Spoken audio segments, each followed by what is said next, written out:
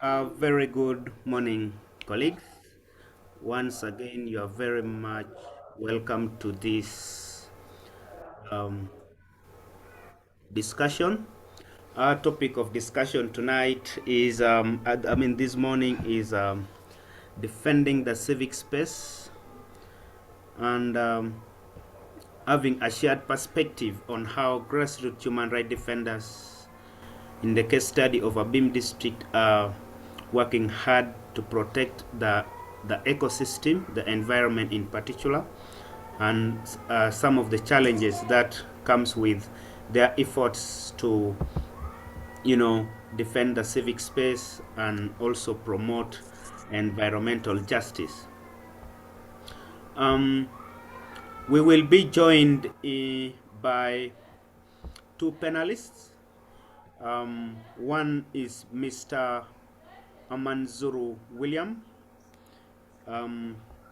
Amanzuru William is a European Union Award winner 2019 and is a team leader of Friends of Zoka.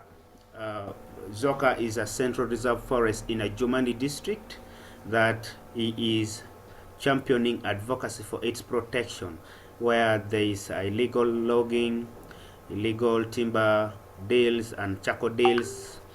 So, Mr. Amanzuru William and Friends of Zoka are a voice in a Jumadi district trying to cascade through the to the community the relevance of having an ecosystem that is friendly for all of us.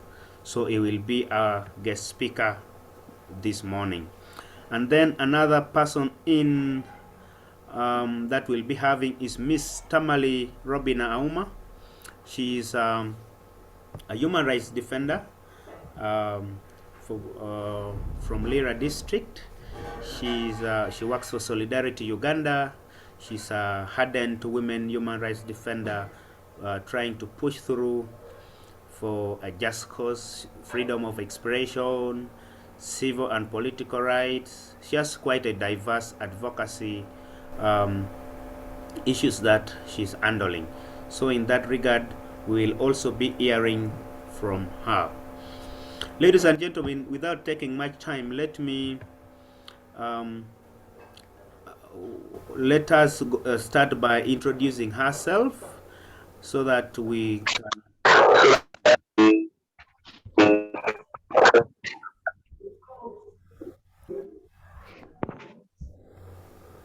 kindly mute when you've joined. Thank you. Thank you so much for joining. Yeah, so we are going to kickstart with introduction. I am Charles Donaldson Ogira, the Executive Director, Youth Forum for Social Justice, a grassroots human rights defenders organization in Abim District, Karamaza sub-region.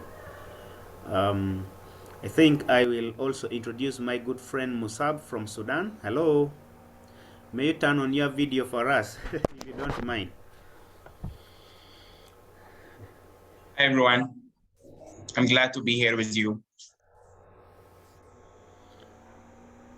Thank you. Thank you so much for joining. Let's introduce ourselves very fast.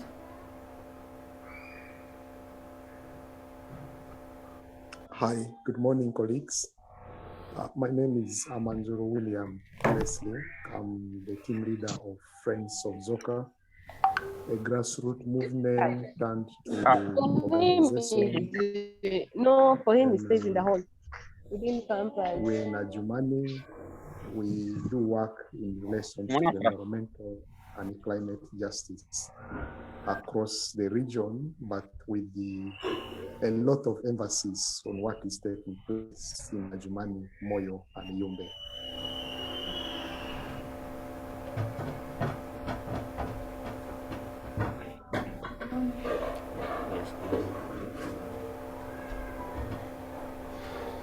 Yes, let's introduce ourselves. I can see Mustafa.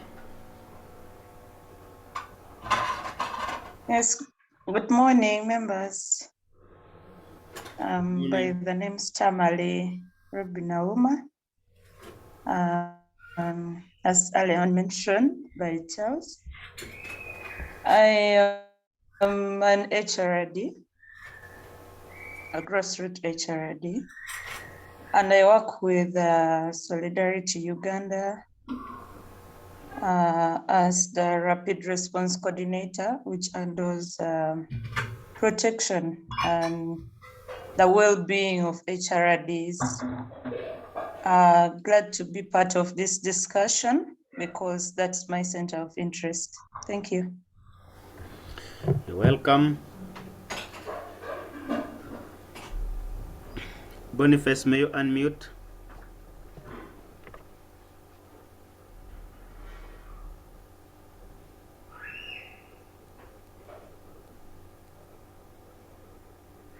Hello, everyone.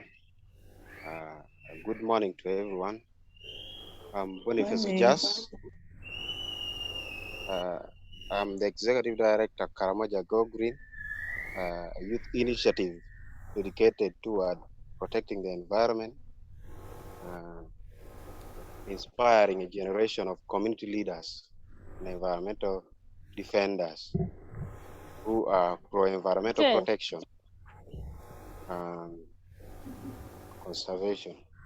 I'm very glad to be here. I also look forward to learn more. Thank you so much. You're most welcome, Boniface. Thank you for joining.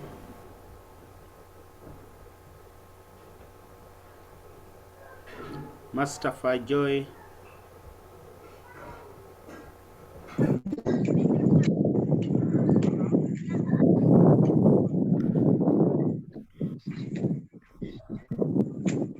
Hello. Hello. Hello, we can hear you.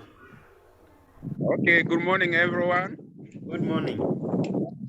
Good Yes, morning. My name is Mustafa Gerima. The one driving the Save the ShareNet agenda. I'm glad to be in this meeting this morning. You are very much welcome, Garima. We are very much humbled to have you as seasoned environmentalist. Thank you. Thank you very much. You're welcome. Let's stay tuned.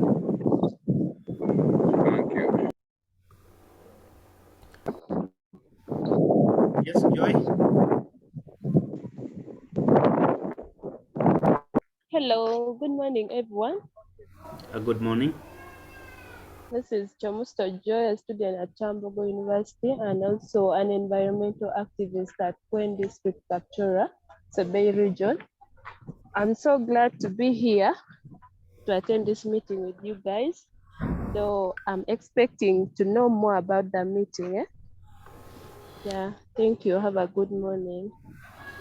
All right. Thank you for joining. A very good morning. Hello, everyone. It's me, Musa Abdelhadi from Sudan. I'm active in community work, with special interest in youth and children cases. Glad to be here with you. Have a good morning. Nice to have you here, Musab.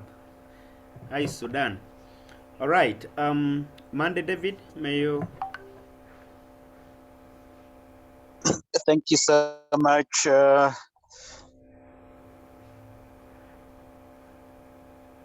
Okay, David Manda is my name. I'm joining from Vale, Eastern Uganda, but I am based in Kwen, the Sabesa region. I just saw the link on one of the WhatsApp groups, and I don't want to leave any opportunity. It's my first meeting. I hope to really learn, but also get myself logged in for 2022. Have a brilliant morning.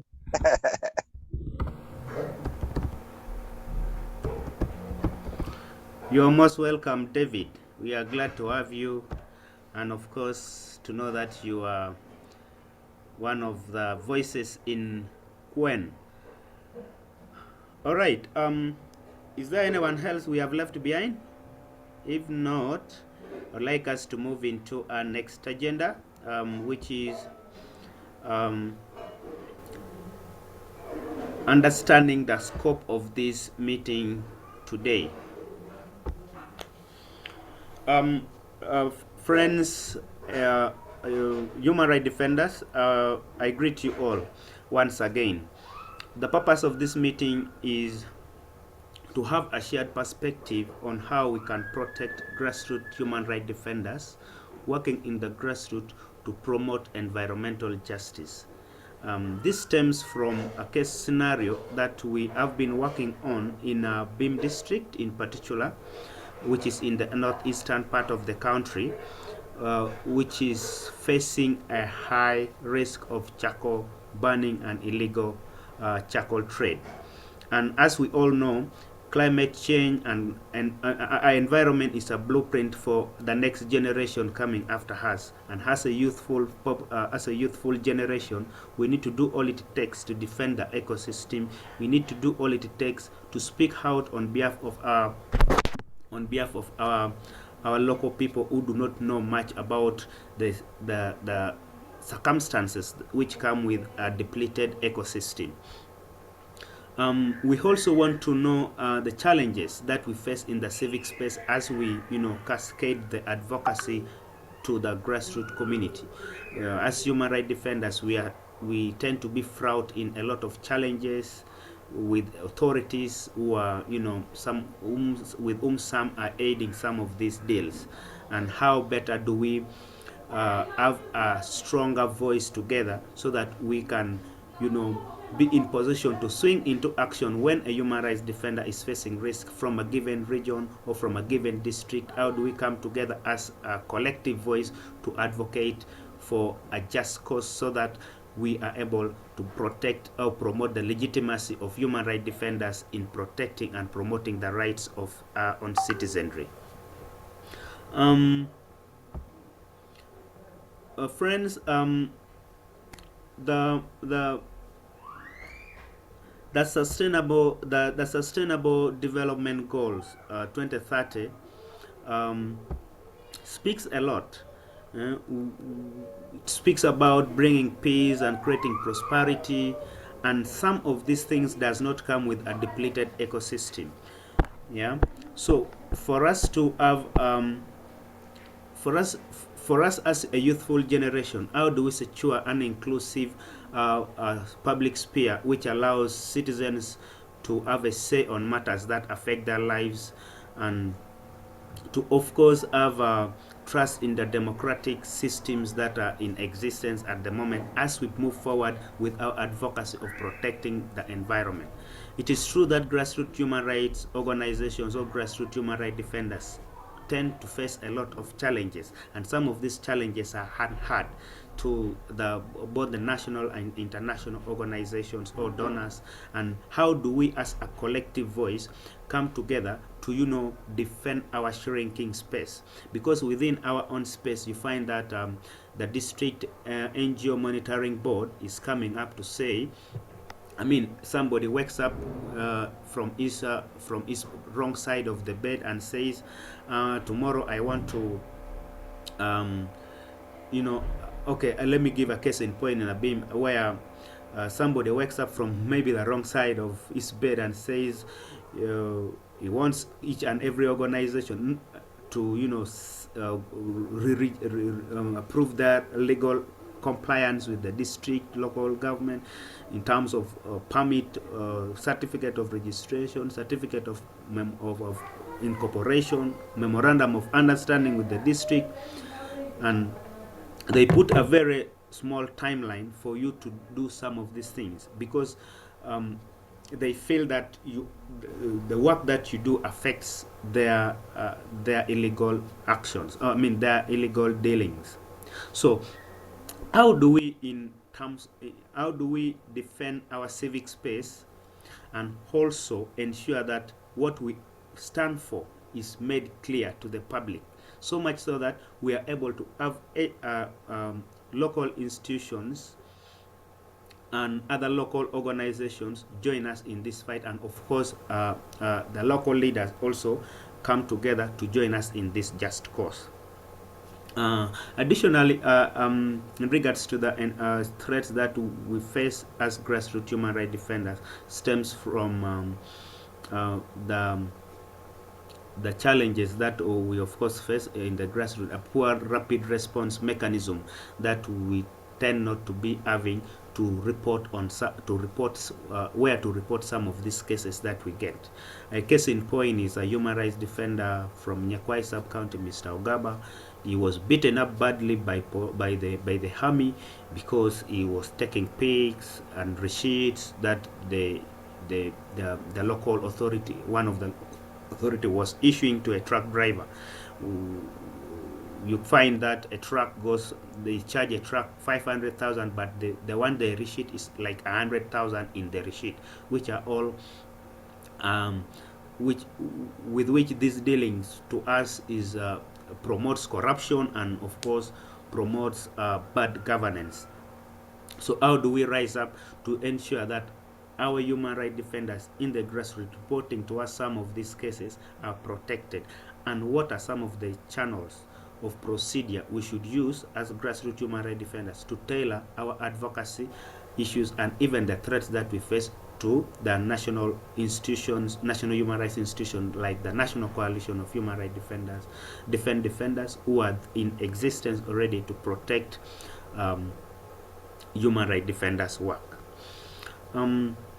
Then finally, we also want to know what are some of the existing laws that exist which that ensures the protection of human rights defenders as they do their work, and what are some of the limiting gaps that exist that human rights defenders faces in ensuring that their legitimate work is achieved. And then with that, we will be in position to demystify the challenges we face in defending the civic space and protecting grassroots human rights defenders. So ladies and gentlemen, without wasting much time, allow me bring forward one of our panelists, Ms. Tamale Robina Hauma from Solidarity Uganda, to have a say on this topic. Thank you so much. You're most welcome.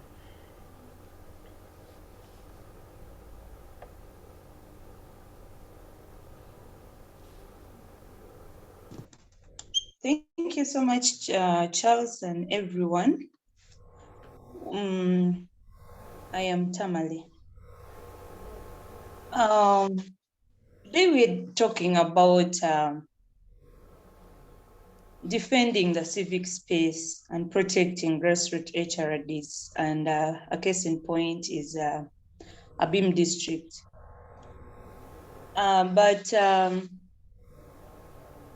What interests me in this topic is that Uganda currently, not only Abim district, let me start with a national perspective, that Uganda currently is facing, I think, the biggest challenge in its civic space.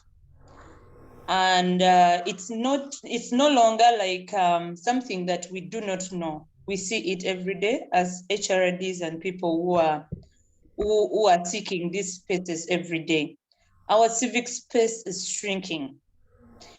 And we can witness from the various actions that are being taken, various limitations that are being taken, even when there is a law that protects us. We should be able to tell by now that we are not protected. I can openly say that, and I can be quoted on this, that the law is no longer protecting us, because when we speak, there is a limitation. Someone once said that there is freedom of expression, but after that, there is something else. So we are not protected. And with HRDs, people who work selflessly to defend rights of others, it becomes quite challenging once we can't speak, it means even we can't take actions. And this sends a signal that there is much to do than say. I have always talked about us talking and talking, having meetings and sending petitions after petitions. But then it's high time we looked into this and we said that there is something else that we can do. Let's take actions. For me, the civic space, basing on what we see right now, it is not something that is just going to be given to us. We are going to challenge those unjust actions against us so that we can achieve this space. That's briefly what I can say about the topic. Thank you. Thank you so much, Tamale. I can see some people have just joined. Falcon, Rose, maybe you introduce yourself moving forward as we usher in our guest speaker for this morning session. You're welcome. Thank you, Donald. My name is Rosa Kulo. I am a teacher educator. I come from Abim district. I come from Morulem sub-county. And I'm very passionate about environmental issues. When I saw this, really, I felt that it is in order for me to join. And I had my voice to your voices. Thank you. Wow, that is so wonderful. Thank you so much, Rose, for joining. Falcon.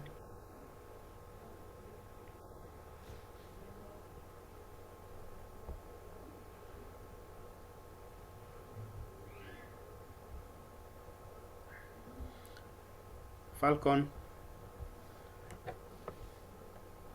Muindo. Introduce yourself moving forward.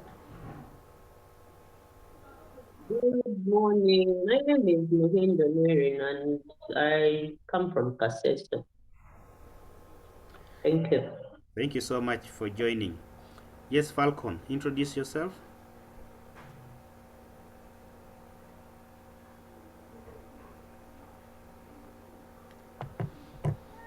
Okay, I think Falcon is facing technical errors. Ladies and gentlemen, allow me usher in tonight our guest speaker, who will be sharing for us his experience as a human rights defender, protecting the Zoka Forest.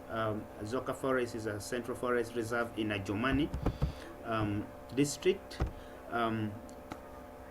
Is a European Union award winner of 2019, a very one of the most prestigious awards I can say.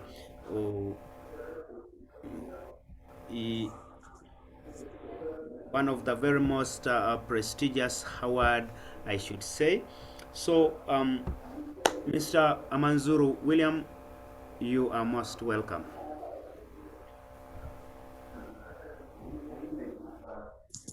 Yeah, thank you. Good morning, colleagues. A very good morning. Oh, thank you. Yeah, my name is Amanzuru William. Thank you, Donaldson. Thank you, colleagues, for joining this morning's engagement. And also, I wish to thank colleagues from South Sudan, then from other parts of the country, Kasese, other areas, Sabin, Kotido, and Gerima, who is down the trenches in Yumbe. Thank you for giving me this opportunity. You have elaborated every matter of what we are supposed to come and have. Then also, Tamale did, I think, give us a better insight, especially when it comes to issues of protection and other things. But colleagues, this morning, our area of engagement says defending the civic space and protecting grassroots human rights defenders in Abim district, protecting rights and environmental justice. Yeah, there's a reason why Abim district is being used as a case study here, but I think what is happening in Abim is something that has been happening or continues to happen across this country.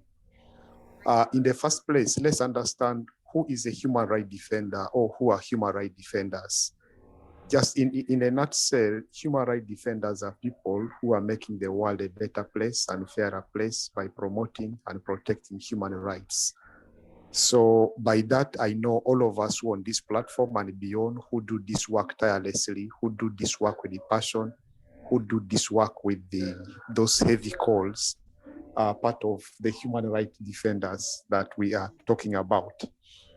Also, let's try to understand what civic space means so that we can have a fair engagement on these very areas of concern.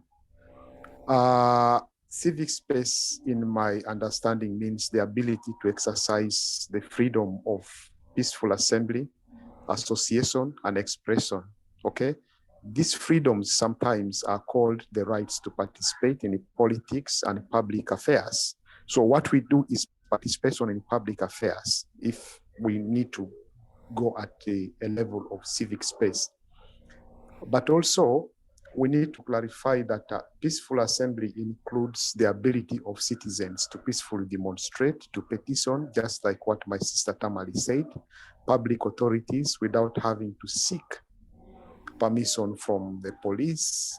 Association may also refer to, ability to form groups, ability to come together, ability to form NGOs, to form CBOs and associations and other groups, without necessarily having to pay a lot of money for going through these, endless bureaucracies. Also, if we look at expression, in my humble view, is the freedom to say or write or communicate what you want to, however offensive, as long as it is not a hate speech or inciting others to commit a crime. Looking at this background, where is our reality as a country? Where is our reality as colleagues in Abim, as colleagues in Ajumane, as colleagues in Yumbe, as colleagues across the country, as colleagues in South Sudan, as colleagues in Sudan? Where is our identity based on what human rights defenders are, civic space, and all that? I think something that we don't need to underscore is the importance of civic space. Excuse me. Civic space enables the citizens to participate in their governance and hold leaders accountable, okay? That can only be done when there is a civic space for people to engage freely, people to engage meaningfully. Now, when we look at instance of leadership, leadership starts right from home, then it transcends and it grows up to the national level. Do we have the ability to hold our leaders accountable? Do we have the space to even smile at them? Do we have the space to even merely wave to them? Do we have the space to tell them that this is wrong? We think our identity as humans here, our identity as collective people here must be in this format. If we do not have that, then there is a challenge. I have seen with our colleagues, especially HRDs from Abim, Western Nile, Northern Uganda, and beyond, we operate under the same laws, under the same framework laws that govern the whole country, Uganda, okay? And therefore, we need to look at restrictive laws that you talked about previously, like one, the Public Order Management Act. Let's look at the NGO Act. Let's look at the Computer Misuse Act. And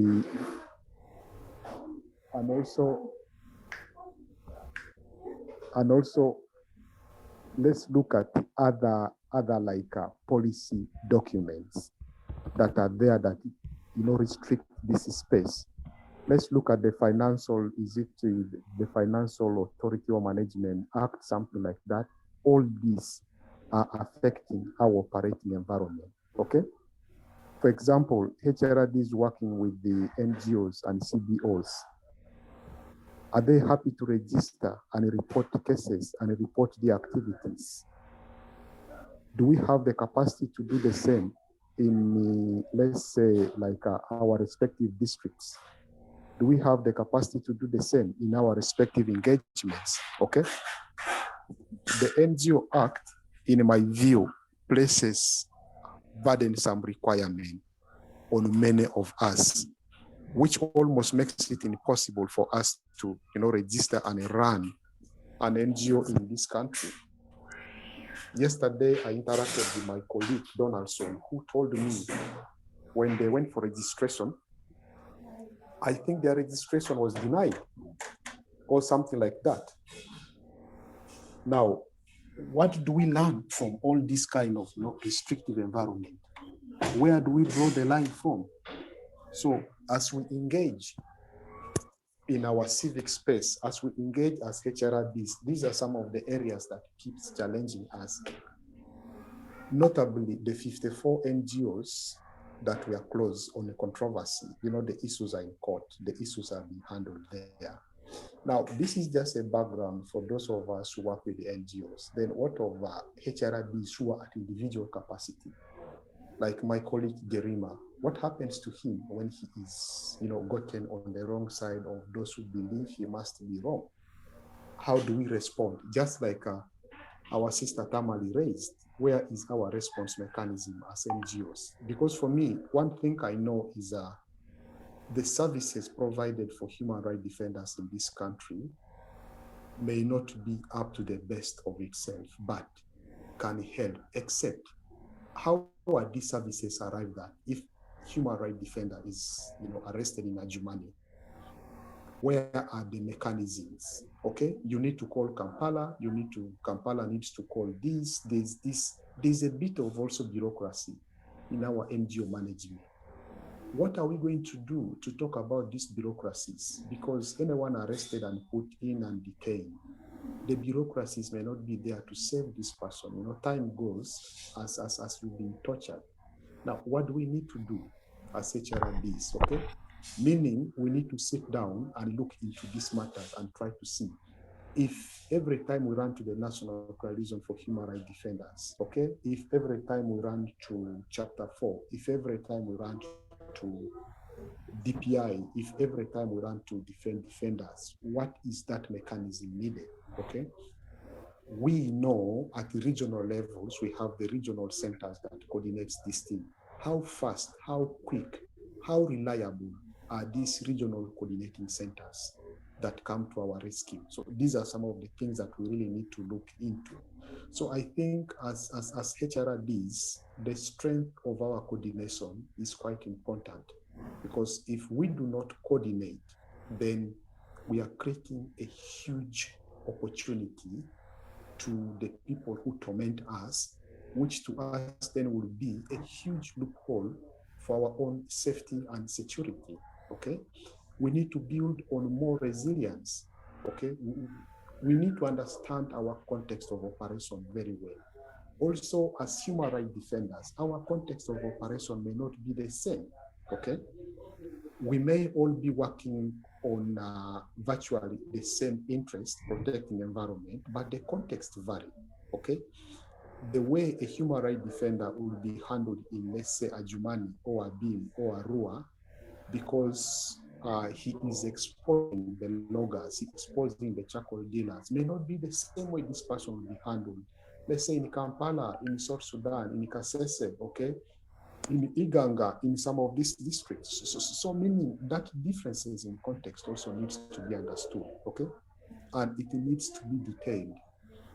Now, something that came in my mind is also, we need to ask ourselves this simple question. Are we driven by the needs of our challenges, or we are driven by the opportunities that exist in our challenges? Because if we are driven by the needs of our challenges, then we must make sure that we bring on board our other brothers and sisters. The community members must be brought on board. The community members must be engaged. Very many stakeholders must be engaged. But if we are driven by the opportunities that is created by the challenge, then we may fail to even bring on board our immediate persons, because we will be looking into the opportunities than looking into the challenges. So for me, that is also where we need to get some answers to question ourselves as HRDs. But then, a simple way forward that I look into is looking at human rights defenders across this country, across Africa, where civic space, just as Tamali saying, is shrinking. I think it's not shrinking, but it's really now not there virtually, because we have a human rights defender rotting in jail. No one saw him when he even appeared in court. Nobody can speak about his status now. What we can speak about is speculation, because we have not been given that opportunity.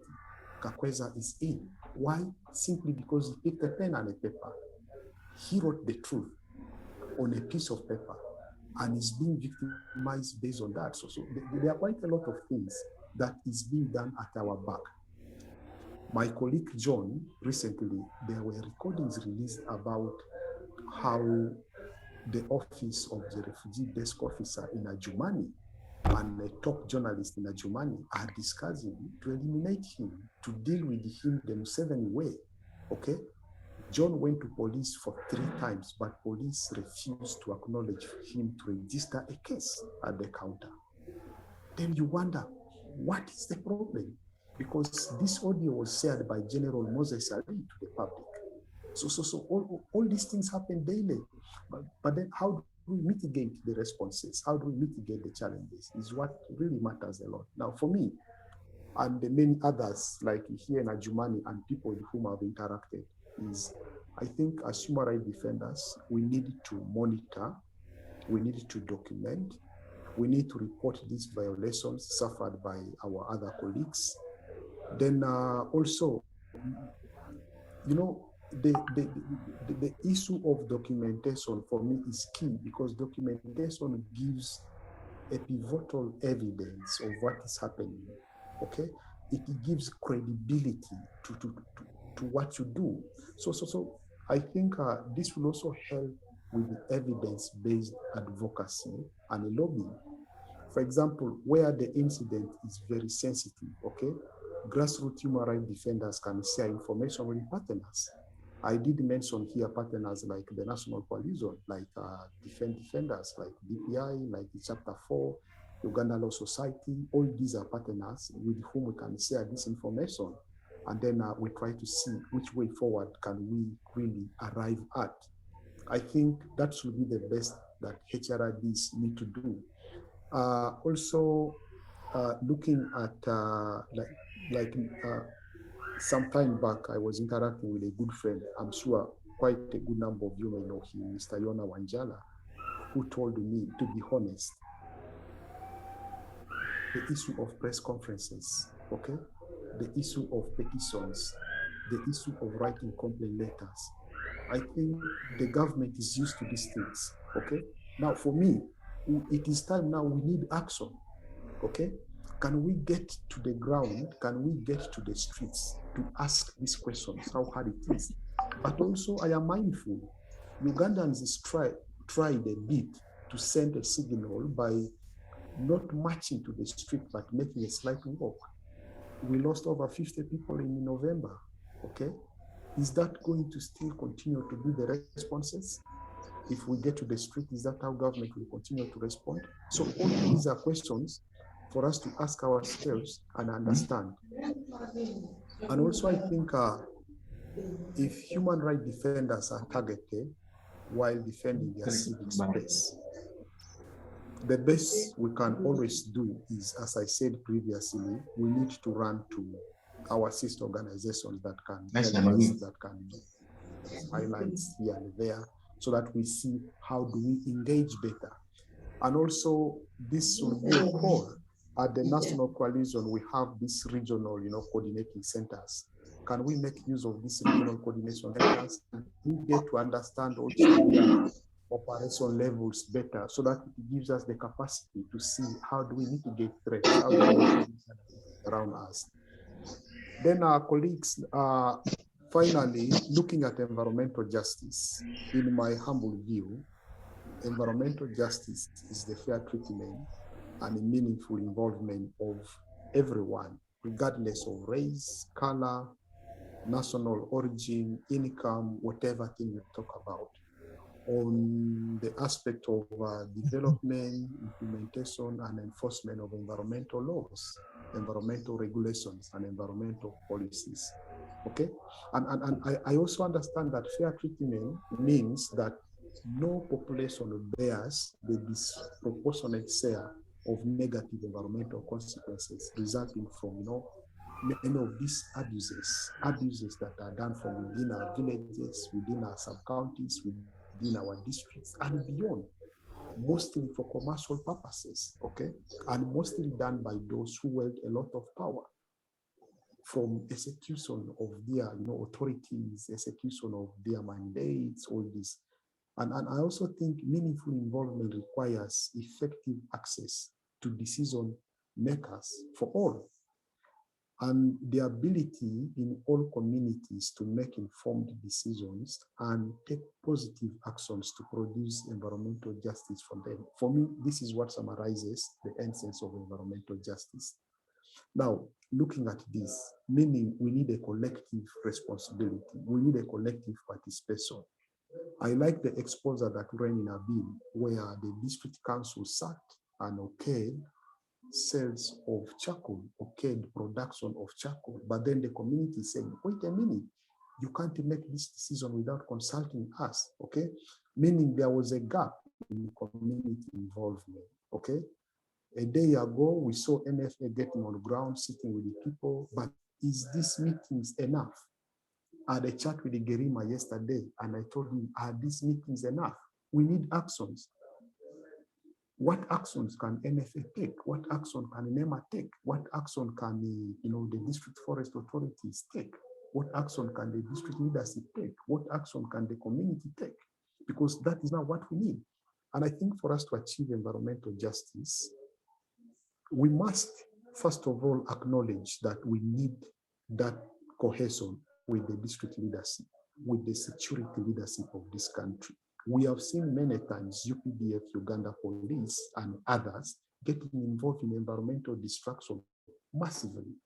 We have seen them escort trucks, escort trailers loaded with charcoal, loaded with logs, loaded with timber. But you and me know the primary role of these security agencies is to protect this country with its resources. It's to keep law and order, okay? But is this how we keep law and order? By allowing, massive destruction of natural resources at gunpoint? In Jumani, in Zoka Central Forest Reserve, trees are cut at gunpoint. Guys stand side by side when a huge tree is being felled down, okay? You cannot reach them. You have no access to them. What is security of this country telling us? Because for me, as a person who has been for a fair period of time in this struggle, one thing I can tell you authoritatively is environmental destruction in this country, give it half a decade, give it 5 years from now, will be the biggest challenge to insecurity in this country, because you are tampering with people's livelihood. They definitely have nowhere to go. People are producing every day. The land is static. The land is not producing itself. The destructions made on this land is static. The land is not regenerating itself back to its original formality, okay? But we keep with this destruction. The next thing is, even those who sleep in beautiful houses will have no food to eat. What happens? Source of insecurity that we may not have the capacity to respond to. We need to engage communities. We need to engage religious leaders, opinion leaders, cultural leaders, women movements, youth movements. We need to engage the media. We need to engage the business associations. We need to engage corporate entities like MTN, Airtel, and these banks to really start engaging on environmental advocacy, on environmental protection.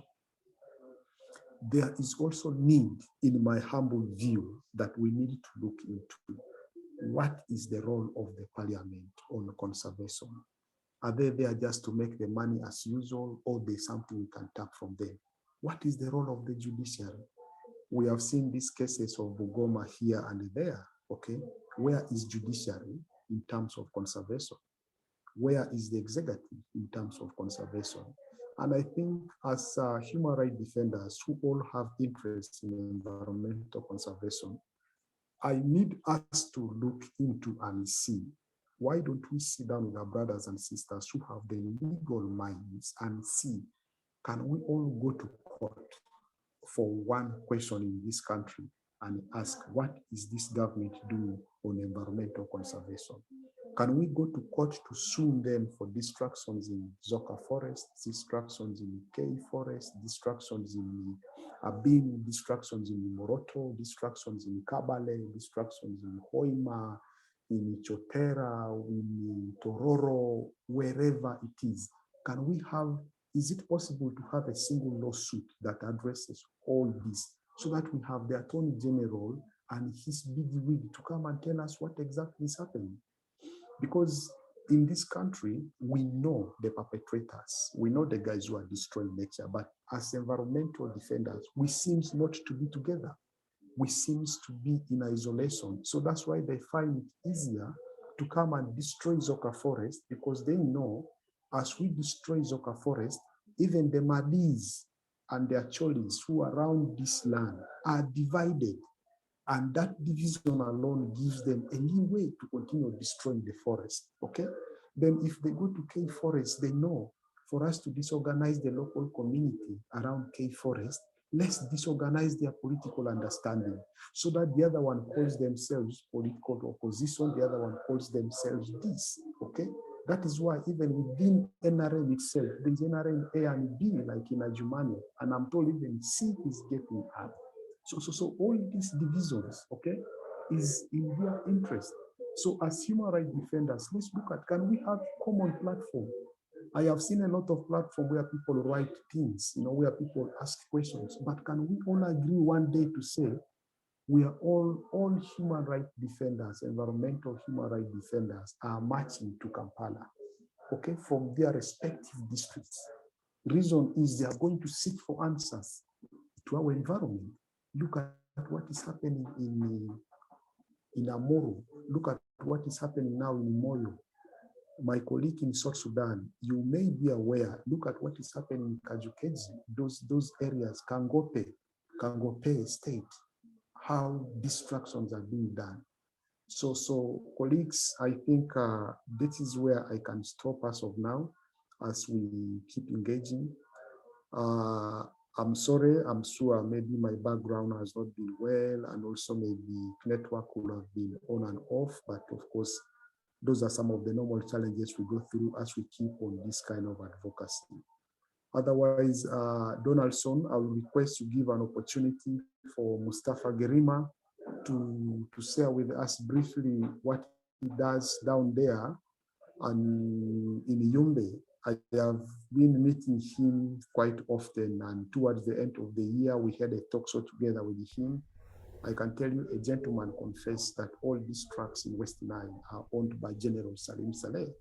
And you see, this is now a public confession. It's a confession from the least members of our society. So it tells you how really traumatizing the situation is. Thank you. Wow. What a wonderful submission, Mr. Manzuru. If we all heard what Mr. Manzuru is saying, it means that everywhere in the country is at stake. So it takes now our participation to, push back some of these challenges that comes with injustices in our communities. It is not only environmental injustice. We have a lot of social injustice issues unattended to, a lot of human rights violations unattended to. So we really need to stand on our feet as human rights defenders to cascade through some of these issues to the understanding of our local people. If we don't do it, we'll stand blamed for that. And honestly speaking, the challenges that any human rights defender from, say, Karamaza, say from Abim, West Nile, Western Uganda are almost the same. And in that regard, we should never shy away from speaking the truth to power.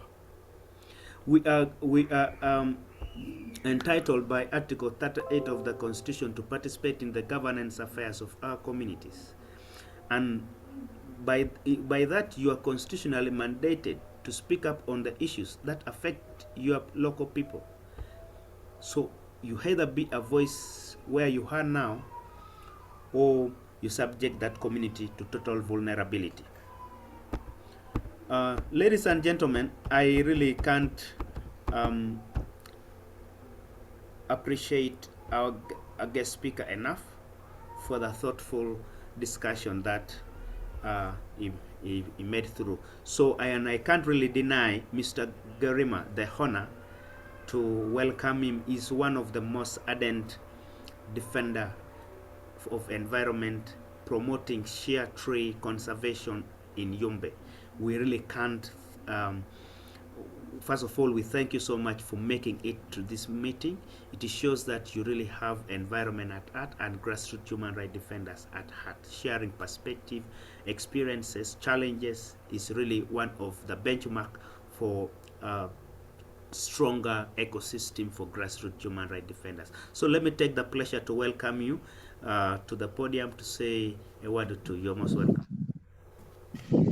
Thank you very much, Comrade Charles. And once again, I need to greet everyone again because some came late. For those who came late, yes, my name is Mustafa Gerima. And yeah, as Comrade Williams has said, right now I'm based in Yumbe, but that is due to the intensity of the need for me to be in Yumbe. Yes, William actually has talked everything, and I was just quietly stopping here because apparently he has talked to what we had planned to talk together. It's like I shared my paper with him. But of course, colleagues, to be honest, it appears to me that we have yet done nothing as we see the rate of destruction going on.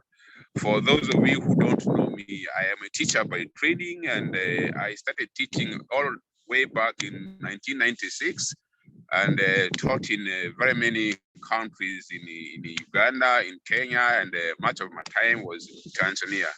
It was until I came back to visit this country that I saw too much was done. Then I compared it with Tanzania, where they are using the natural resources for their livelihoods. I said, now what is happening to our place? And Uganda, to be honest, is more beautiful than any other of the three primary East African countries. But where we have reached is really very, very, very appalling. And so I decided to come out of that gainful employment to do this. And here on the group, I have seen somebody coming from Kasese, and I must say that Kasese is where I added my thoughts for this environmental activism. It's a place where I really moved to see what the other side of the country is doing, and if I hear a name Muhindo, I automatically know where it is coming. And so, to be brief, William has said everything, and I'm just going to pick a few things from that. One of which is our solidarity. To me, that's the most important thing. And I must say that this meeting is being hosted by ABIM because I think last week Donald shared something on the youth. There's that platform, the youth, that's just spearhead from ABIM, and I decided to share the whole issue where the LC5 was, trying to connive with charcoal dealers, and they shared it on other platforms. I think until NFA had to come and organize that meeting. And to me, I think we have very, very big problems. We as environmental justice defenders, we have found ourselves, instead of being friends and comrades with the government agencies, we are looked at as threats. This is one thing we should all know. And I am not just talking from the experiences of others, but I'm talking from my own personal experience. I started advocacy in 2016, and I moved the whole of Western South of Uganda except this Karamaza, and I should have done it, but I was just stopped for this kind of security concerns. But I think everywhere I see we are a very big problem. I, for one, I have already been in prison in the course of this thing more than 3 times, put in police cells without a charge sheet, and you just find yourself there, and you are released without any charge. But you wonder why you were put there. So what I'm trying to say here is, we thought we would be adding weight to the NFAs, the other agencies that are mandated to protect, but in the course of our activities, we have found ourselves to be thorns in their feet. We have found ourselves to be, sour to them, and this is one thing that's making our work very, very difficult.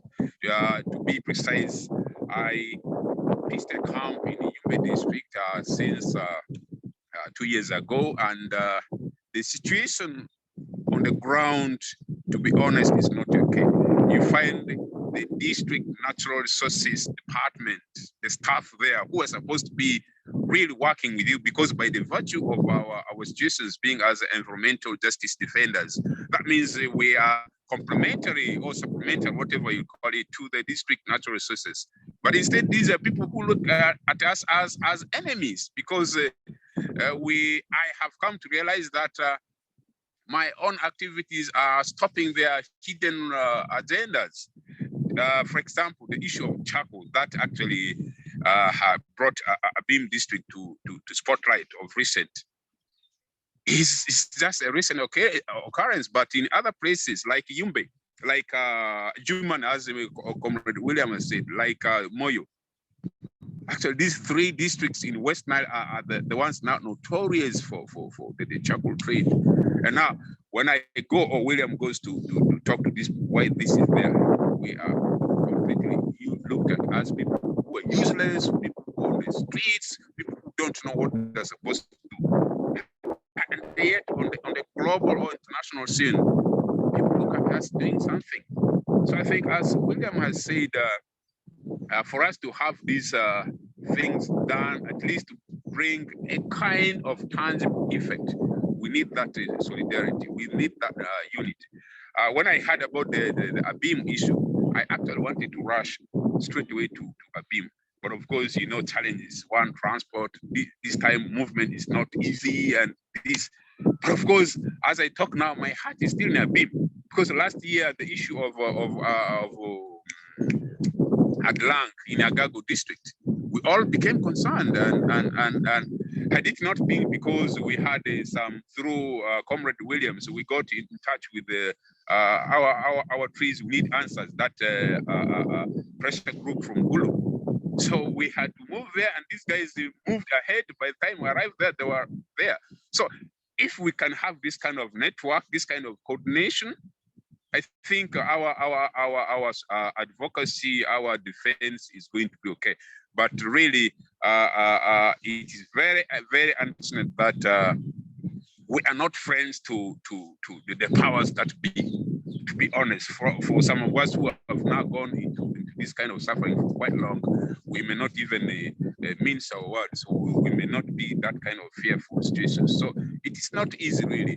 And to me, I always say, the more you challenge me, the better energy you're giving me. So it's not easy. It's not easy. So I think I will always wish that one day, if situations could allow us, we could either meet for Greater North part of it, because I'm happy that there were some colleagues coming all the way from Sebei. That's a place in Kapchoro where I camped there for 6 weeks. I know even the whole situation there.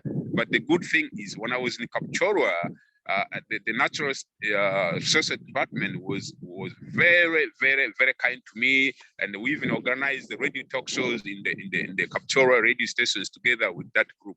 I think this is the spirit we needed, but in other places, especially in Somaliland and West Nile. I think the government authorities, especially the local government, the district authorities, still they have issues with us. They really, really have issues with us.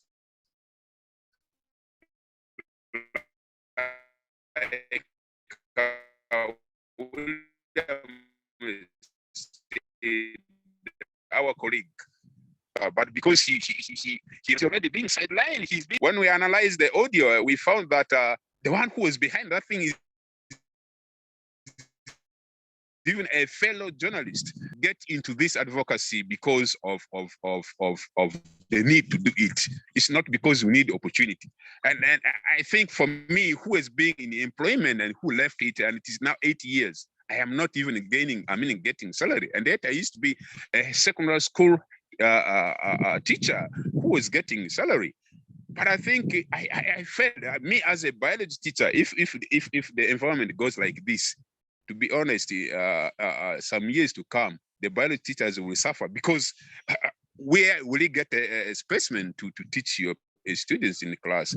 So I think I would have talked much, but it is really touching. And the good thing is William said everything, and I will only call on fellow colleagues. Colleagues, let's have a united voice. And as William said, some of these things he said are the ones we usually discuss with him in our privacy. The issue of having so many meetings, sittings, just talk. As for me, my philosophy is I always walk the talk. That's why I'm known to be a walking person. I just don't walk because my body allows. I'm trying to translate this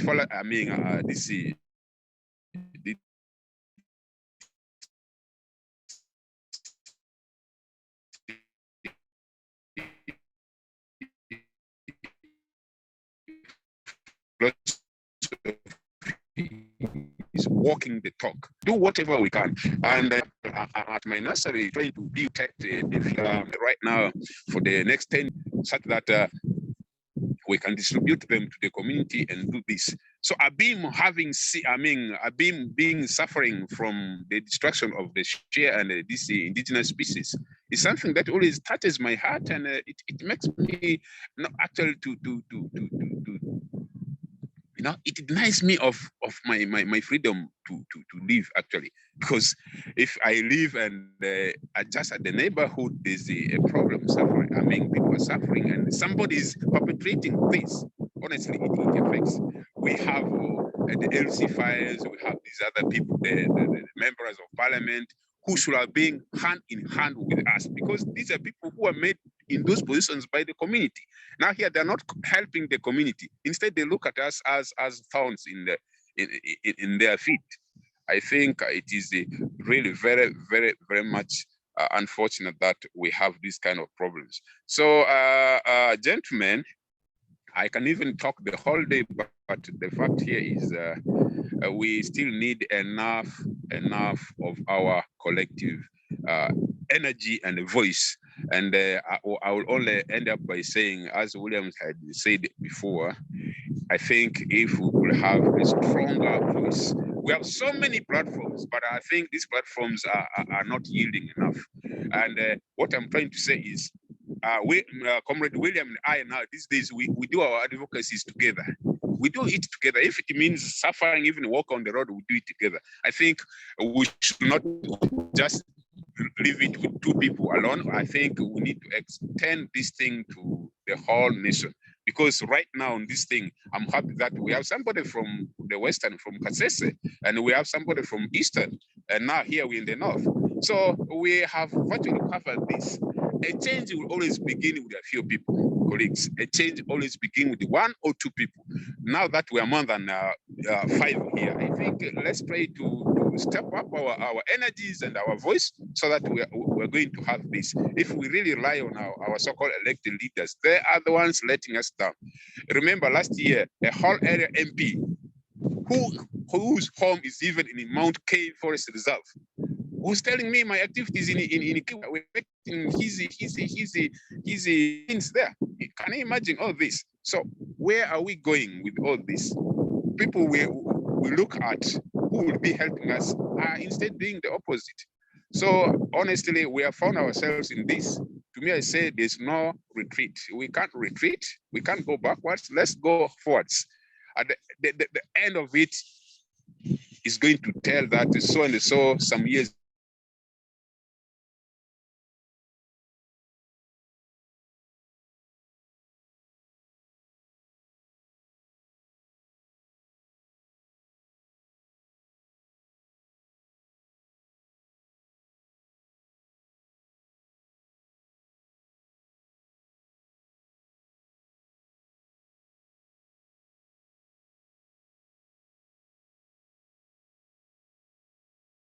Oh, sorry, we lost Mustafa.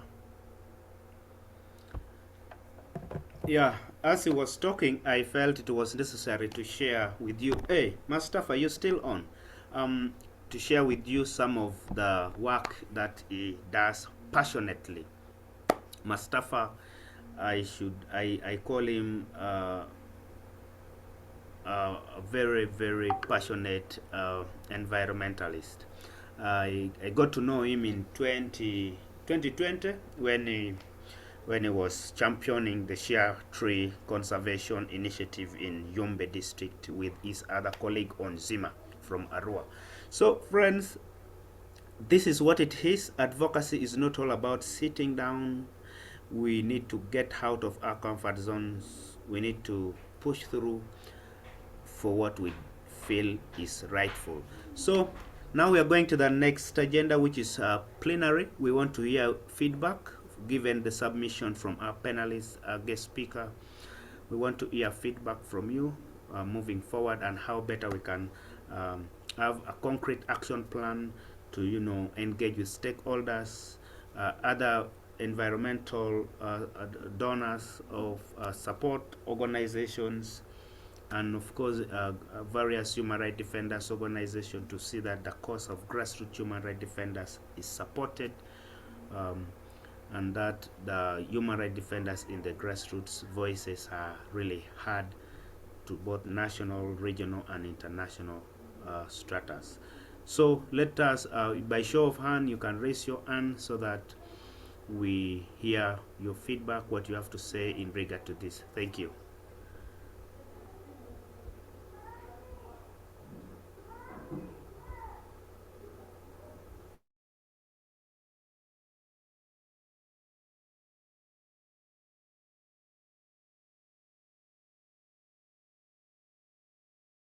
Yes, Rose. Rose, you wanted to share with us your perspective on the issues of environment in Abim. Please unmute and have a say. Oh, Donald, thank you and the team. If you don't mind, Yeah. you can turn on the video for us, your camera, so we can know who is talking. My face is ugly. I don't want to be seen. Oh my goodness, there's no human being who is ugly.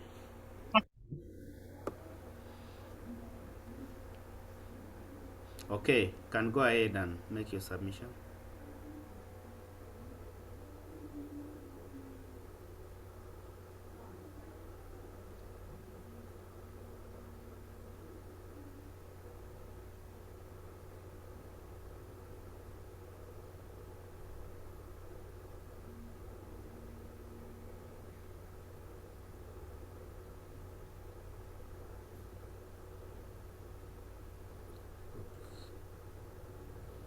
For awareness. Awareness creation is very key. We need a lot of conversation with them. They should know their rights. Although, when we interact with them, people think that destroying environment would elevate their poverty, which is very wrong.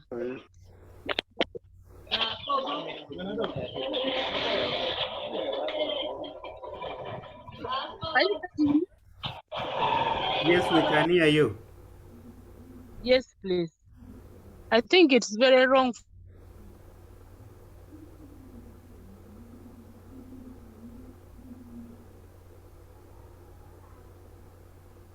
And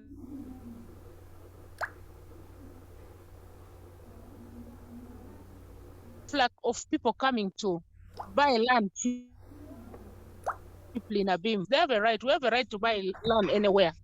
But what do you do with this land, and how do you acquire it? People are being exploited, and that is why I'm calling for a lot of awareness creation.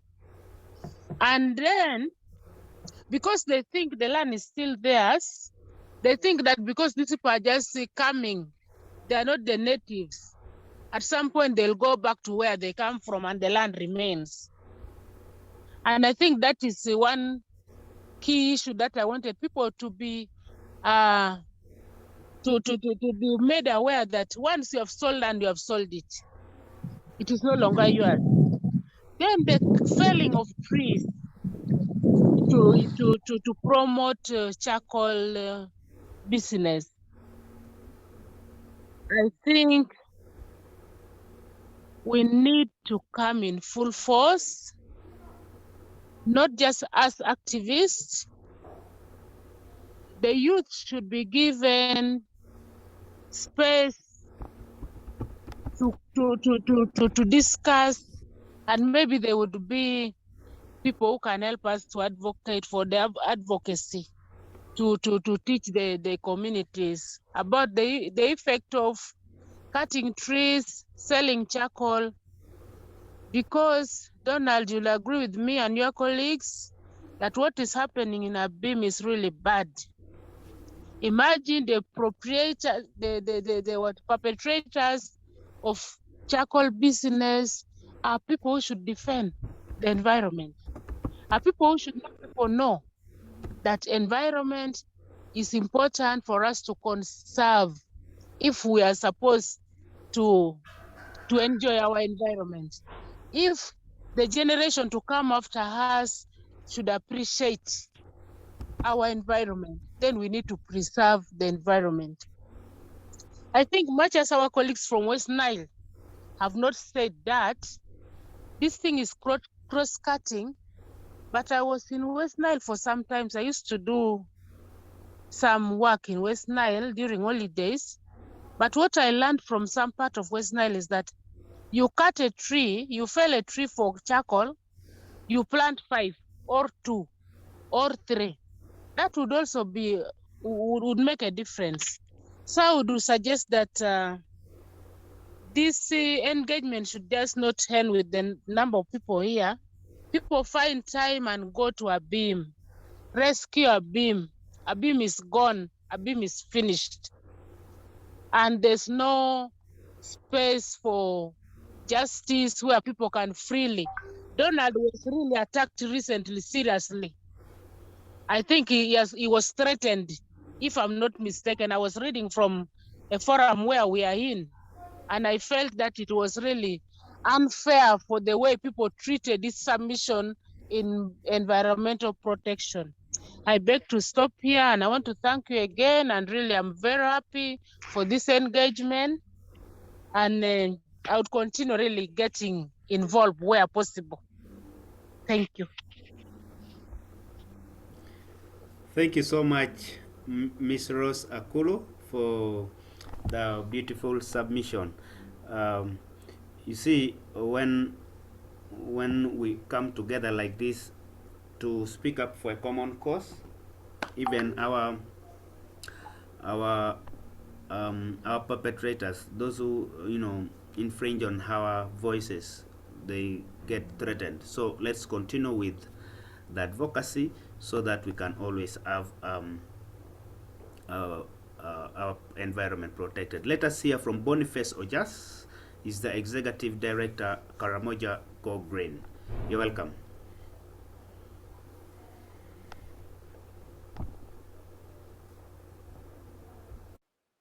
Thank you so much, Charles. I'm really very happy that we are having this kind of conversation. I would like to thank our guest speaker, Williams and Garima. Your submissions were wonderful. We really learned a lot from your submission. A wise man once said that a wise And from there, it doesn't wait for those things to happen on him before he also learn. We have learned so much from your experiences, and we can continue to learn as we join in this activism. I really want to submit something very small on as we work on defending our civic space. I want us to look at the justice system. As we advocate for environmental justice, do we really have the justice system in place? If you look at the reason why our civic space is shrinking, you see that there are some things that drives the shrinking of the civic space. If we look at the reason why our environment is deteriorating rapidly, we see that we really have things driving. If we look at the reason why the destruction of environment in Abim is escalating like wildfire, you realize that one of the drivers is poverty. People really are poor. Nearly 100% of people in Karamaza live below poverty line. You realize that people are moving in almost all directions looking for how to survive.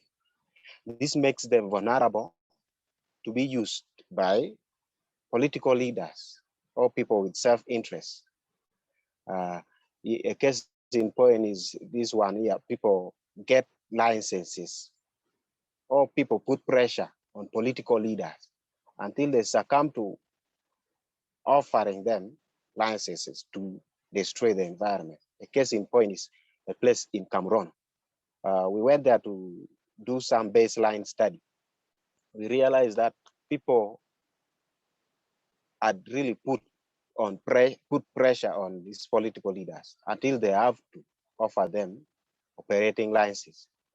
As we go on advocating for defending our civic space and also defending our environment, we need to also advocate for poverty eradication.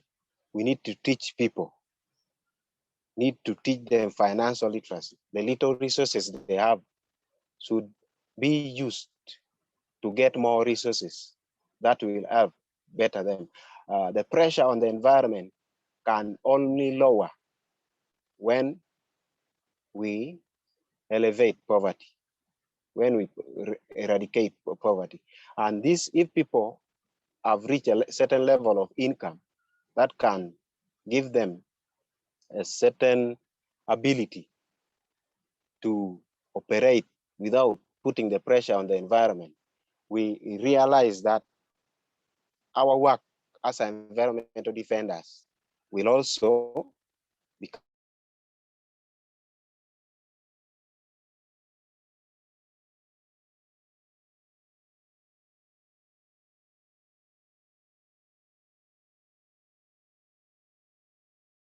Uganda, in Abim, in Karamaza.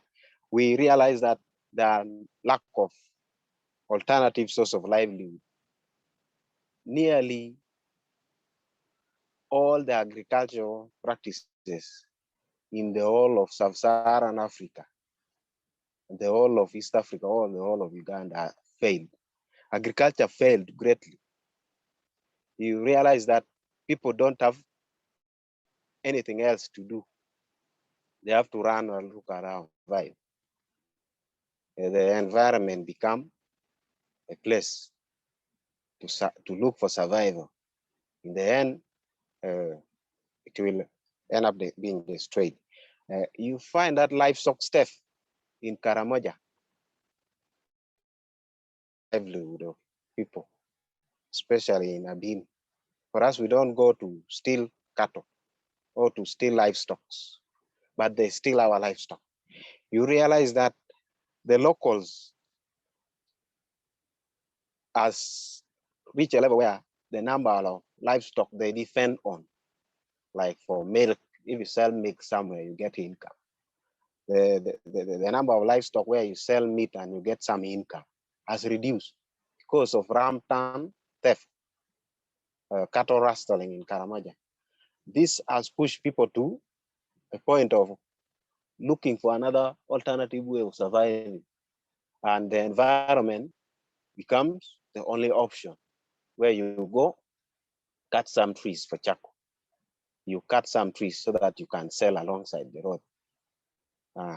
Another driver, if you look at, it is the market. The market for environmental products are almost everywhere.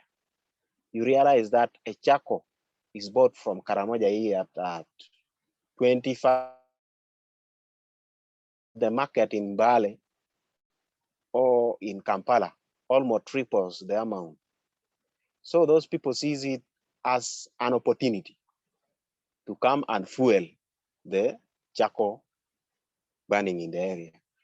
If you look at the people who are really doing the commercial charcoal burning in Karamaza, you realize that most or 98% of the people who are doing this business here are not the locals.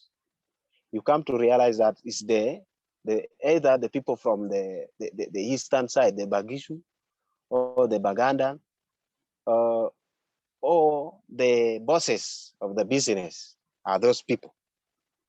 You realize that the presence of the market alone has excavated the problem.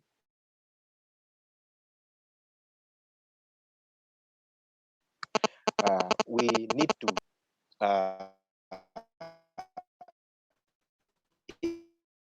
if possible, the government should lower electricity tariff in the electricity accessible at affordable rate to almost everyone, to break the market for charcoal, firewood, and other environmental products.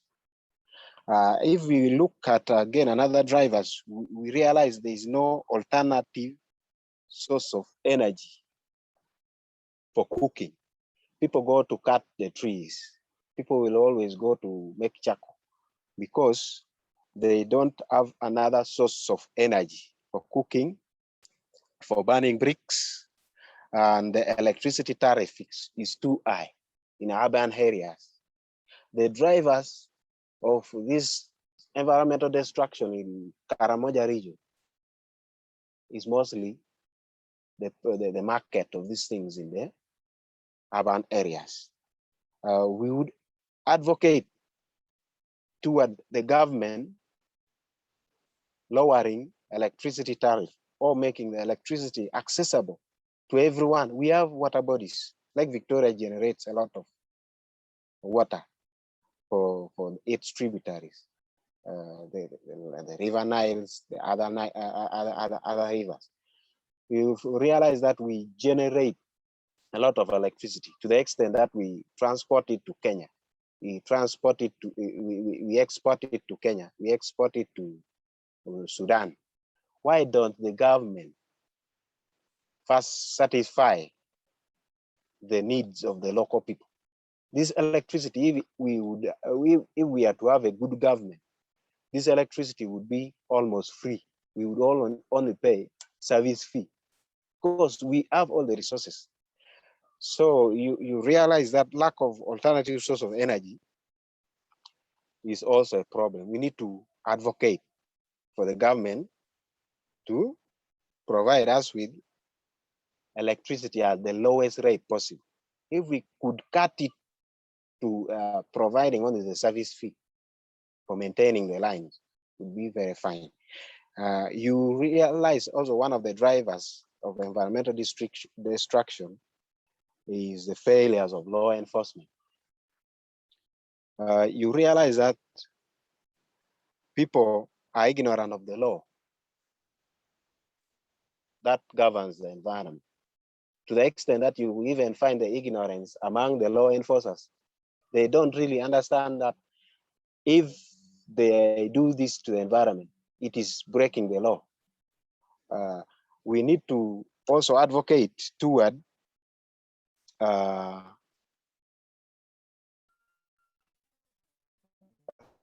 rolling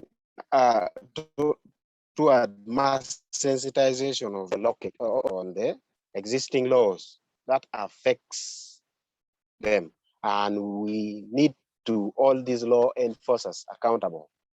The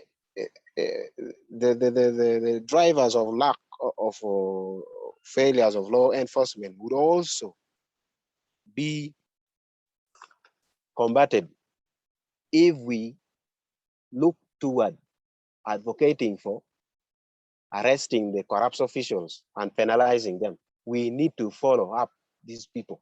We need to say, hey, we heard that these officials were doing this kind of alliances in our area. We know it is illegal, and we have to follow after these people until we find out that justice is taken.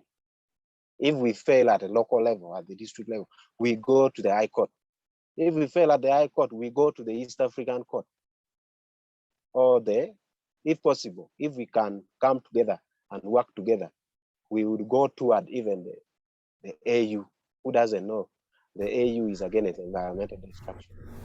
We would even go up to the UN. Hello? Be summarizing. I was trying to work on the drivers and how best we can advocate better. We realize that one of the drivers is that our value system as human has broken down. We don't value what we have or what we find in place. You realize that a person would rather build a house instead of would cut trees established in a place to build a house instead of protecting those trees and, if possible, putting a house next to it. I really want to say that we have to sensitize people as we advocate for our shrinking space. We have to work toward sensitizing people, let them know these things, because the problem is people don't know that if I destroy this environment, it is a problem. The ignorance and the dangers of environmental degradation and the information gap is too high. We need to work to advocate toward that, and if we fail as an individual,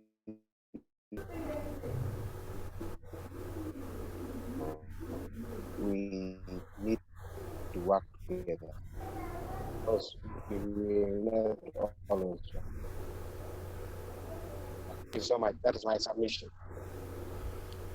Wow, thank you very much, Boniface. Boniface is an environmentalist and the executive director, Karamaza Go Green. Thank you so much for walking the journey with us, for defending the environment and our civic space. Let's continue to document and report as much as possible every form of abuses or violations against human rights defenders and against our environment.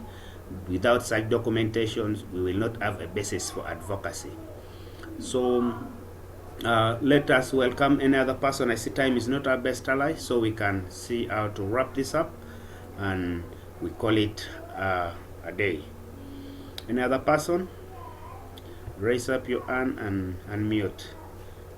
Then you submit. Otherwise, Boniface highlighted very, very fundamental issues that we should look into as environmental defenders everywhere, to bring an end to some of these unfortunate injustices against the environment. We can also design climate smart agriculture. It's also a strategy for protecting our environment. We can introduce things like briquettes, making briquettes for as energy. Yes, Mustafa is answers up. Hello. Yes, yes. I'm sorry. I think our network had a problem. I finished my thing, but anyway, Boniface has even put some issues here, and I got very much attached to it. So I was actually on the. I think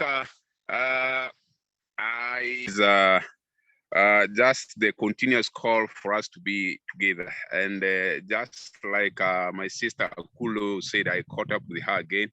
We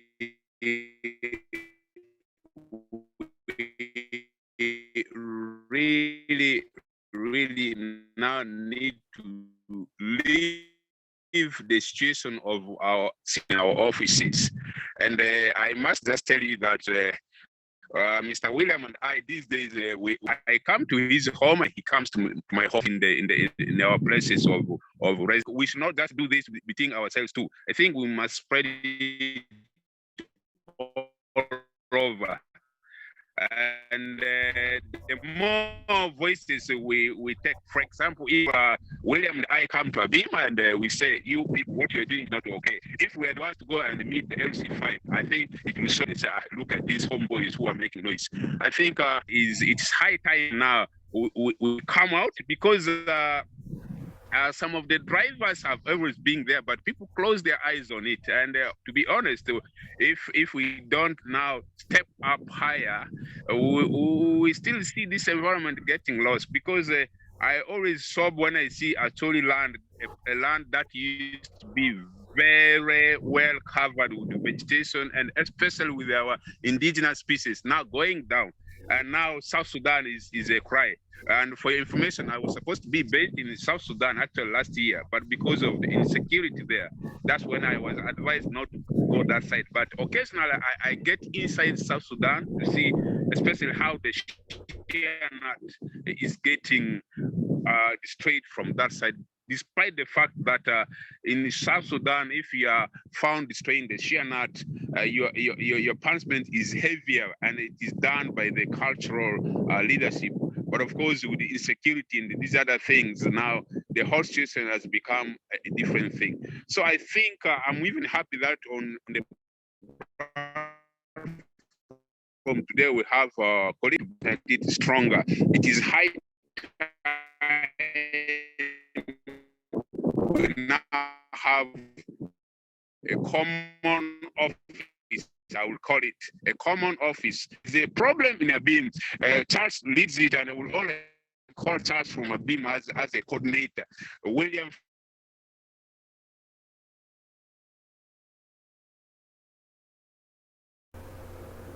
Yes, Mustafa, it seems your network is not very stable. Let's hear from Monday David. If you have anything else to say, you will. When I toured southwestern Uganda, these guys still have Hello? Yes. Mustafa, it seems your network is poor and we were not really clicking anything. Let's hear from Monday David. His hand was up, then we get back to you. Thank you. Time is not our best ally. We are left with a few minutes to the end of the discussion. Thank you so much, Jens, for giving me this crazy opportunity. I wish to comment that the discussion has been very, very fruitful. Yes, I was a little bit engaged attending to some patients, but be sure my headsets were capturing everything. Thank you, Mustafa. Thank you, William, and thank you, all the colleagues who are able to submit. Monday David is my name. I am the chairperson for young people in Kwen District, but I also run Survey Environmental Movement Alliance as a sub-regional coordinator, working together with Treetop Plus and VI Agroforest. And we are trying to scale down the FMNR approach in terms of conservation here in Sabay sub-region. I'm also a promoter of tourism. To be honest, I'm a tour guide, but I run a tour company that is called the Robot Train. this is what I am doing. Number one, whenever I hike around with the clients, these are tourists. First, in my home area, the Bennett community, who were the historical and indigenous inhabitants of Mount Elgon. Since time immemorial, government allocated over 8,500 hectares of land, which was full of indigenous tree species, Prunus africana, Podocarpus, Abyssinicus, Jeffreria, and so on. As I speak, all the 8,500 hectares of land has been cleared down completely. And now the community is not about to think to replace the indigenous tree species, though a few of them are going in for eucalyptus tree species, pinus, and what a few, forest croton, or croton microcalyx, a few. But then the aspect of maintaining the indigenous tree species is completely missing. So what we do to tourists, every client who comes pays a fee in terms of landing a tree in that same community. Part of what I earn as a tour guide from my company and from my daily hiking when I have clients, I have separated 20% to really enhance environmental conservation in the community. Well, in the lower side of Sabesa region, in Kapchoro, Kwen, Bukwo, talk of Amudat now in Karamaza sub-region, I agree. Charcoal burning is really at a very escalating rate to the extent that people are running out of trees to burn charcoal. And these are indigenous tree species that takes a lot of time to really mature to some age. Nobody is thinking to replant them. I think Mustafa and the team here, we need to launch a very radical campaign. Like you said, the natural resource officer in Kapchorwa, I guess must be our chairman. I really was so optimistic and still wants you. I'm asking you kindly, if you don't come and share your knowledge and share your experience, and we engage those of Joshua Majago to do environmental protection run with the district stakeholders. I think Mount Elgon forest, the remaining forest, might be depleted. On a very sad note, yes, it is true, like quoted Tanzania, even as we still depend on Mount Elgon forest for resources, firewood, a few things. Every Wednesday, Saturdays, and Sunday, UWA allows women to access such resources. But it is beyond that. When they go, they fall down these huge big trees. A tree that could have even grown for the last 600 years, last 5 centuries, 4 centuries, is just fallen down in 2 hours. UWA is not doing enough job in Mount Elgon. So if we don't wake up now, because already the effects of climate change is pinching us, we are facing it roughly. All the crops of second season that we planted, we are not hoping for the best, because drought that wasn't there, it has started as early as September. I'm saying it's time to take action as young people, as a civil society organization, as the men, as the women of all categories in this country. Government will mess up. We've seen government messing up very beautiful forests, grabbing. There are so many other interests doing this and that and that and that. But it's us. It is our own. I mean, civic space. I might speak. I hate so many things in the government. I don't like the way the system is running, where people are oppressed, but let me reserve that for another day. My focus is on environment. I'm a apiary farmer, and whenever I do that, there are always some tree species. I'm trying to think and really leave a legacy in my community. Even when I die, and I have planted a couple of trees. An individual, but as a community through collective efforts, it can be a long-lasting legacy. Thank you so much, Charles, for really giving us this opportunity. I stand guided, but also look forward for more fruitful and productive engagements with action, if possible. I am learning. We could also really be submitting some of the reports with the evidence of what we do. David Monday is my name, Gwen District in the Sabesa region. Thank you. Thank you so much, David. I can't wait to tour CP Falls. Thank you so much for the great work you're doing there. You know, it is the small thing that we do which really will really help us protect ecosystem, which will help us, you know, promote and climate justice in our communities. Let us not give up. Let us, even if you don't get a penny, you know, your work will definitely at one point pay.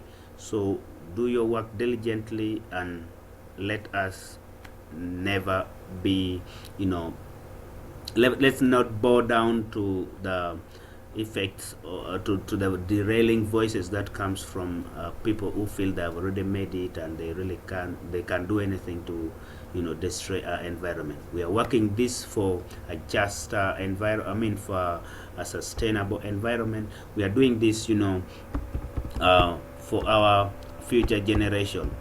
Yeah, so if we don't do it, who will do it for us? It is the youth power now the youth power now that when put together will help us have good structures and, you know, the nation we want. So in anything that you do, just know that environment is a blueprint. Climate justice is a blueprint for the next generation, and we should uphold it by all means possible. Yeah. If we don't, someone once said, if you, in the previous conversation that we had, will we wait for the environment to cry, or are we going to cry with the environment together? So be the voice in that community you live in and speak up. We will always have your back. Whenever you're in problems, we will always have your back. I also want I want us to really wrap this up, because I see we are left with only 7 minutes, and we have some other engagements, I trust, that we want to embark on doing. But I want to take this opportunity to thank our dear panelist, Mr. Manzuru William Leslie, Friends of Zoka, and Tamale Robina Auma of Solidarity Uganda, Mr. Mustafa Garima, our star environmentalist. Having you on this platform alone is very relieving, and sharing with us your perspective on how better we should rise up to protect our environment is really very very energizing, and we can never back down from doing what we feel is right for the sake of our environment. You know, so in most cases, when we have, you're most welcome, Cream alone. In most cases, when we share perspectives, when we share stories, experiences, it helps other grassroots human rights defenders who are about to give up, you know, from doing the right thing, from doing the work, to continue doing their work and to never back down. So that is really a very positive gesture you have shown, and we really want to emulate. We can't wait to see you walk down to Karamaza, as you have been walking past Kenya, past Sudan, to plant shea trees. So that is the same cause we feel we will also join in with you, and we protect our ecosystems together. And then to Tamale, thank you so much for everything that you're doing to protect freedom of expression, civil and political rights. In northern Uganda, you are a star women human rights defender. Having her back like this is a plus, you know. It makes the rest of us feel that there's a sense of belonging to the human rights defenders fraternity, and with that we will be in position to push back some of the challenges that comes with our civic space and the rest. Yeah, and Boniface of Karamoja Go Green. Let's continue to, tie the knot together to fight for a just cause for our environment. Otherwise, I thank you so much, dear members. The person who has joined is one of our board member. I think he should wave, and this time round, I request that he turn on his camera so that he can see you. Mr. Krinima Loam is our board member, and it is really a pleasure seeing you join the rest of the members on this platform, although we were winding up. You're welcome. You can say hi to members, and you close the meeting. Thank you.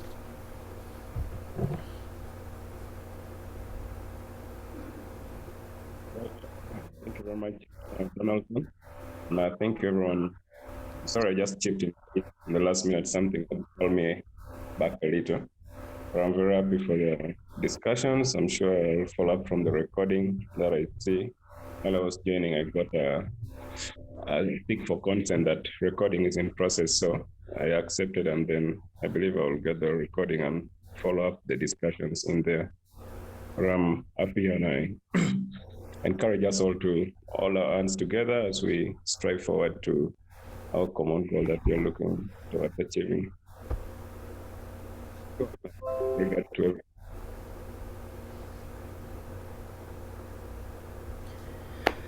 All right. I also gave you the honor to close the meeting. Then we will do a group photo. You don't know how it goes, but it's a magic. So it's a magic group photo. All right, let's turn on our video so we can close. We take a group photo and then we close this this session. If you feel free, comfortable appearing in the video, it's well. But if you don't, it's also okay. Yeah. Okay, we are going to do it in a count of 1, 2. Hello. Hey, who is not? We are going to do it in a count of 1, 2, 3. Thank you so much. You will have your oh, Tamal, I didn't capture you. I'm going to redo. I'm going to redo. Boniface, are you turning on your camera, or you are not consenting to the group photo? Okay. Here we go in a count of 1, 2. Who is not smiling? 3. Okay. Thank you so much, members. I declare this meeting officially closed. Let's continue doing the great work.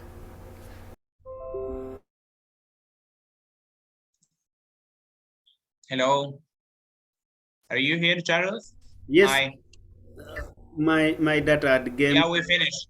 Yeah, sure. Okay, no worries. I recorded the video, so I will send it to you. You can make me the host now. Okay, will do.